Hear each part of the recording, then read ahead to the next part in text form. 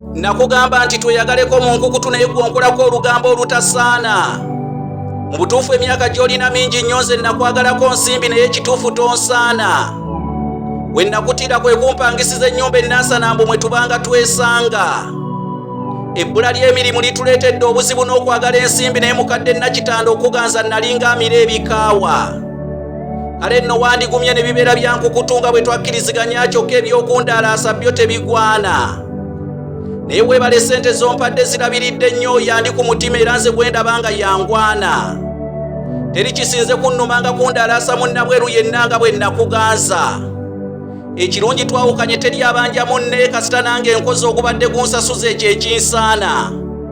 Katonda tagaba kyonna yakumma endabika y'omu bantu n'akuwa ensimbi weebale kuzisaasaanya. Mukadde Nakitanda nkusaba n'ekisa ekingi bye nkuganzizzaako bimala toyongera mu maaso bintu byankunkabasanya. Emboozi eno yampeereddwa Black Julius nga ly'erinnya Nakitanda lyategeera bisengekeddwa era ne bitontomebwa Kanoonya Juma.